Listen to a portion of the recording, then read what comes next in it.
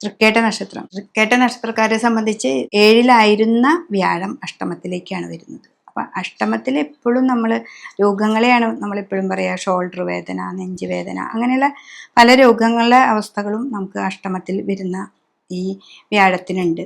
പിന്നെ ശനിയാണെങ്കിൽ 4-ാം ഭാവത്തിലുണ്ടായിരുന്ന ശനീശ്വരൻ 5-ൽ പോകുന്നുണ്ട്. അപ്പോൾ കണ്ടകശനി നമ്മുടെ മാറി 5-ലേക്കായിരുന്നു ശനിയുടെ മാറ്റം.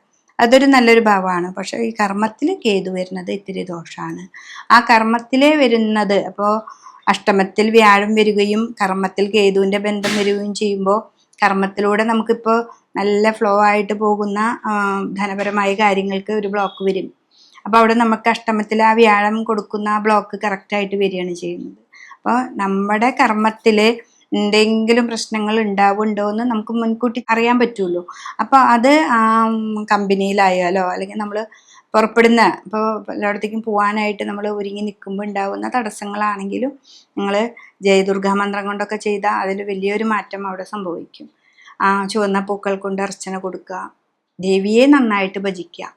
ദേവിയാണ് ഇവിടെ നന്നായിട്ട്, കേതുവിന് എപ്പോഴും ദേവിയുമായി ബന്ധമുള്ള ഒരു ഗ്രഹമാണ്. അപ്പോൾ ദേവീ ക്ഷേത്രത്തിൽ പോവുക, ദേവീനെ നന്നായിട്ട് ഭജിക്കുക, ദേവിയുമായിട്ട് സഹസ്രനാമം ചൊല്ലുക. അതൊക്കെ ചെയ്ത് കഴിഞ്ഞാൽ നിങ്ങൾക്ക് വളരെയധികം മാറ്റമാവാനും നമുക്ക് നമ്മുടെ കർമ്മത്തിലുണ്ടാകുന്ന സർവ്വദോഷങ്ങളും മാറി മുന്നോട്ട് പോകാനായിട്ട് നമുക്ക് സാധിക്കും. വ്യാഴമാണെങ്കിൽ വിഷ്ണു ക്ഷേത്രത്തിൽ പോവുക. അതൊക്കെയാണ് നമുക്ക് ഈ രാശിക്കാരെ സംബന്ധിച്ച് പറയേണ്ടത്.